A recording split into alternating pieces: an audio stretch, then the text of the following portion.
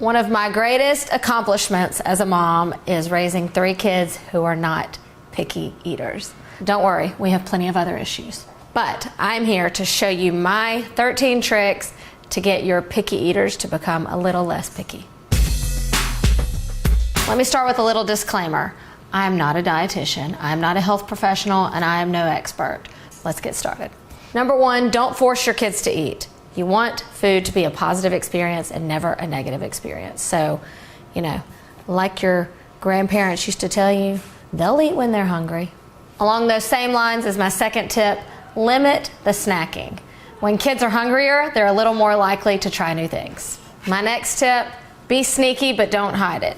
I'm not a big fan of disguising food into sweet treats. For example, zucchini muffins or zucchini bread as a way to get your kids to eat zucchini, to me is not the way to go because you're covering it with tons of sugar and making it into a delicious cake.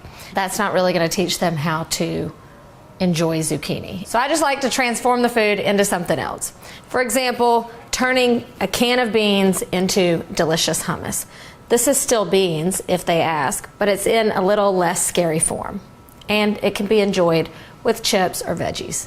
I also love using things like butternut squash stirred into a macaroni and cheese sauce. Now this gets a little more into the sneaky category, but if they ask, I'll be happy to tell them. At the end of the day, that just looks like a delicious bowl of creamy mac and cheese.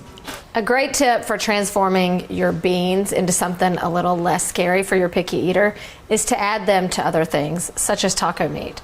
This works great for mushrooms as well. Next, try to get your picky eater to try that one scary food more than one way. For example, plain broccoli doesn't look that appetizing. If this is the way you've started them on it, well, I wouldn't be excited about that either. Try turning it into creamy broccoli cheesy soup. Yes, this might not be as healthy, but it can at least take the fear factor away. I've also found with my son that he prefers his vegetables raw and crunchy and dipped in ranch dressing. Another great example is with okra. When you cook it, it tends to get slimy and mushy, and it's a no-go for a lot of picky eaters. If you try grilling or roasting any of your vegetables, what happens is there's a little bit of caramelization that occurs when the sugars get cooked. It makes them sweet and crusty and absolutely delicious. Another way my son started eating vegetables is by having things pickled. Okay, he didn't eat any green vegetables at first except pickles. He would eat an entire jar of pickled okra, pickled green beans, even pickled asparagus. So if anything, it can just be a gateway to introduce the kids to the fearful foods and take the fear factor away. Next tip, just say no to short order cooking. I am not going to create multiple meals when we are sitting down to dinner time. Ain't nobody got time for that. What I will do, however, is separate some of the things I'm already cooking to please the pickier eater. For example, if I'm making a stir fry or a casserole, my son doesn't love things mixed together, but he will eat the same items if they're separated. So while I'm already cooking things anyway, I will hold some aside and keep them separate for him. Speaking of cooking in the kitchen, the next tip is bring that picky eater into the kitchen and let them help you cook. As they sit there, not only is that good quality time spent with you, but they're becoming less scared of the food, and just by accident, they might be helping you prep and just take a bite. I can tell you that all 3 of my children have come to like bell peppers just by standing in the kitchen while I cook.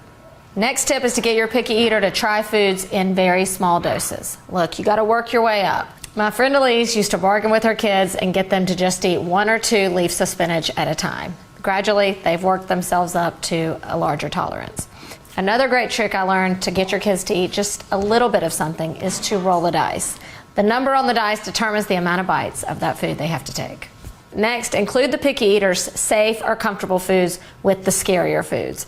This way the plate doesn't look so intimidating and they only have to get over 1 hurdle. Next tip, blend it, okay? Yes, this can be a little sneaky at times, but I'm also talking about soups and sauces is a great way to get your kid to try that vegetable a different way. A great example is that broccoli soup again. You know, it's broccoli, but a little less intimidating. That works for butternut squash and potatoes and other vegetables as well. Obviously, smoothies are the thing that first comes to mind when you're talking about blending up some nutrition. And so I'm gonna stop right here and show you my favorite healthy smoothie. Avocado to start, spinach, almond milk, dark cherries, these are full of antioxidants. We're making a black forest smoothie, and unsweetened cocoa powder.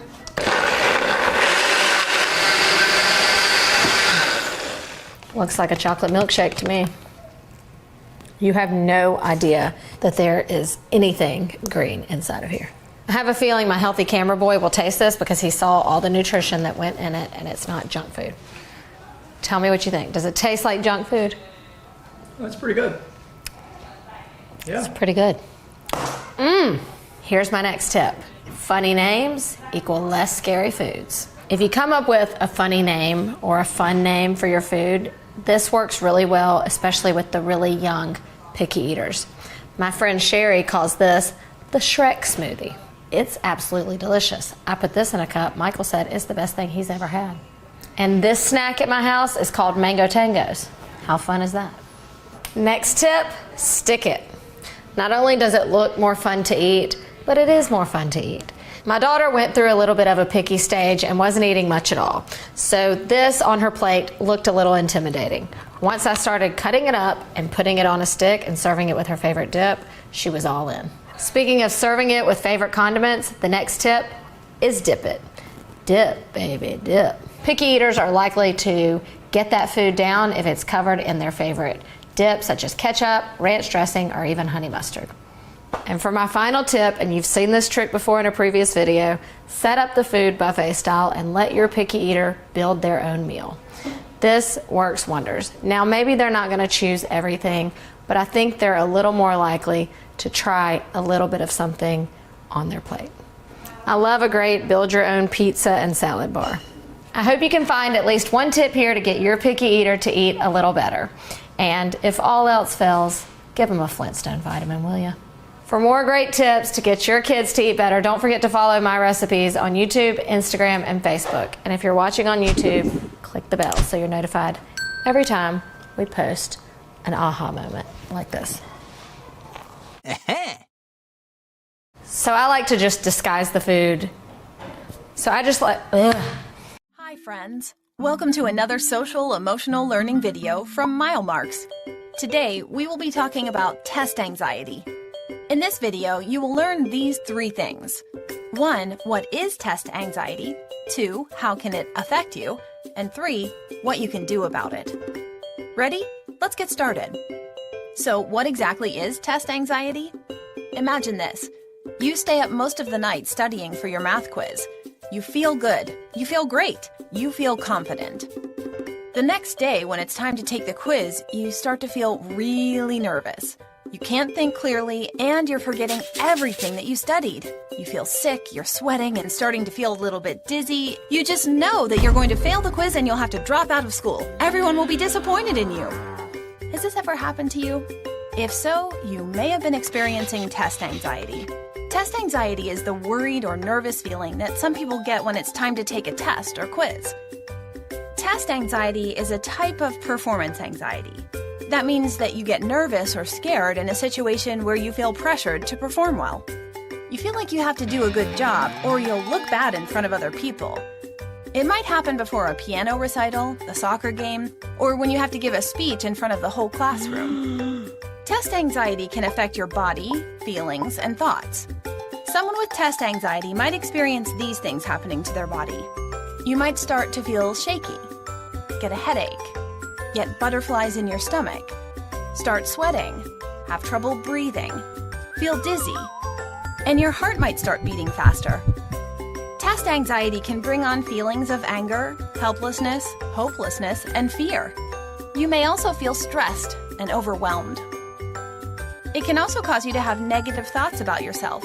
You might think, I'm just not good enough, or I just know I'm going to fail. You might even compare yourself to how you think others are performing. Your mind might also be focused on thinking of all the times you've ever failed at something before. Test anxiety can even make you blank out. This means that you forget everything that you studied. All your hard work, gone. Whoa, that's a lot. With all of this going on, it's hard for someone with test anxiety to focus on doing a good job on the test, so they usually end up performing poorly. And this can make the anxiety even worse for next time. If this sounds like you, not to worry. Here are some tips on how to cope. 1. Be prepared. Do a good job studying so that you can feel confident about taking the test. You should start studying at least a few days before and make sure that you are understanding what you're reading. If you think that you're not very good at studying, talk to a teacher or a parent for tips on how to improve your study skills. 2. Have a positive attitude. Use positive self-talk to quiet the negative thoughts roaming in your head. Positive self-talk is when you say or think things to yourself to help improve your mood.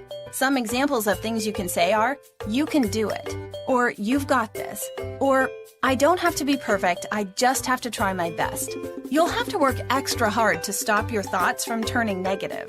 Instead of thinking about the worst possible thing that can happen, visualize yourself being successful.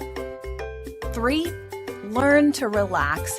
Find ways to calm your body before, during, and after the test. The more relaxed you are, the better you will be able to focus on doing a good job.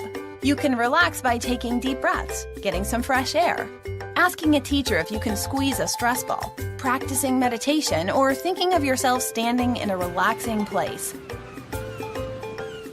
You want to make sure to use these skills during the test too if you feel yourself starting to become anxious. After the test, try not to stress yourself out worrying about how you did. Do something fun and just be glad that the test is over.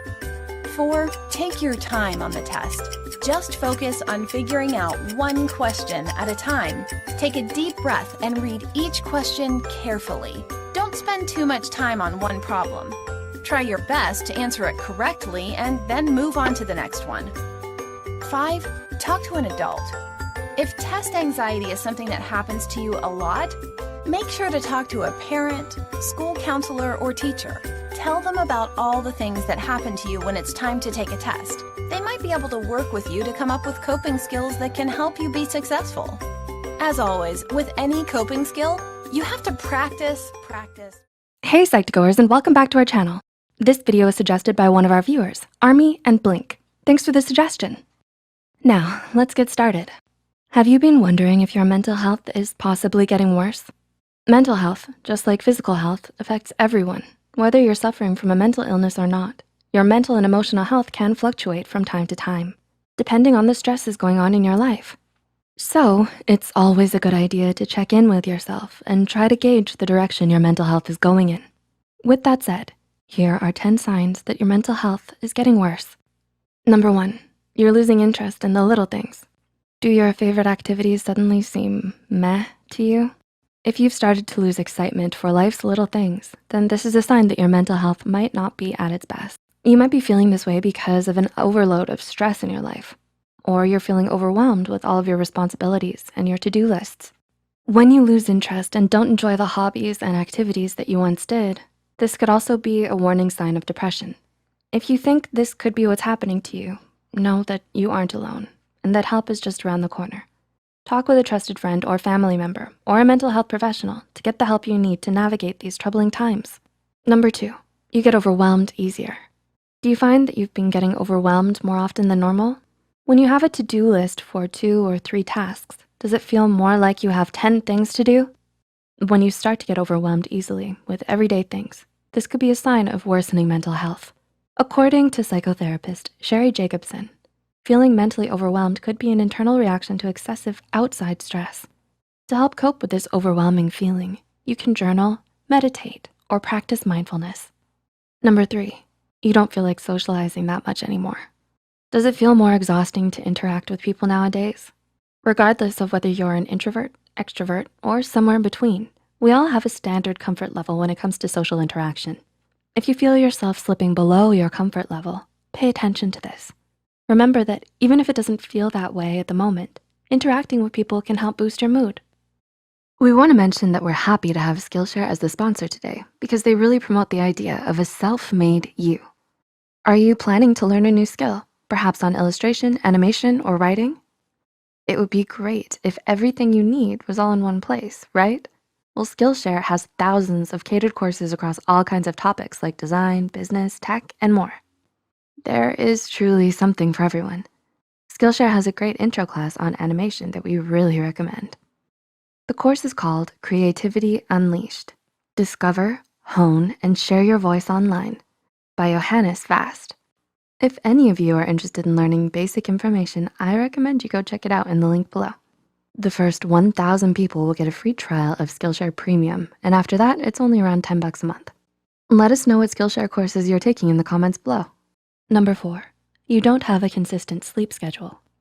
Have you developed a seemingly random sleep schedule? Despite wanting to get up at a certain time in the morning, do you wind up sleeping all day? When you have an irregular sleep schedule, this could signify increased stress in your life and a decline in your mental health.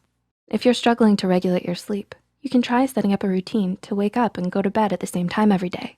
This will get your body back into its regular rhythm of sleep and wake cycles, therefore no longer causing sleep disturbance. Number 5, you always feel drained.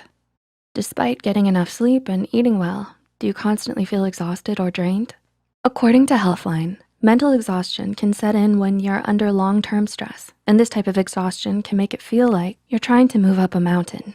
More than just feeling tired, when you're in this drained and constantly exhausted state, you might struggle to get anything done. Healthline suggests practicing gratitude, relaxation, and yoga, as well as talking to a mental health professional to provide medication for you if it's needed. Treatment plans will look different for everyone, but regardless, there is a way that will work best for you to help pull yourself out of this state of exhaustion. Number 6, your anxiety seems to be increasing. Do you wake up in the morning with a crushing sense of anxiety that stays with you all day? Does this anxiety cast a cloud over your daily activities? Worsening anxiety can often coincide with worsening mental health. Anxiety affects us all, whether or not you happen to suffer from a particular anxiety disorder. It's important to monitor your anxiety levels because a noticeable change can tell you a lot about your mental health. Anxiety is a response to stress, and it can cause a variety of psychological and physical symptoms. When you feel overly anxious, you might notice that your heart rate speeds up and your breathing rate increases, and you might experience a bout of nausea. Number 7, you feel mentally and emotionally scattered. Do you feel like there are so many things happening around you, but you can't focus on any of them? If so, you're not alone. From time to time, it's normal to feel this way, especially when you're going through higher amounts of stress.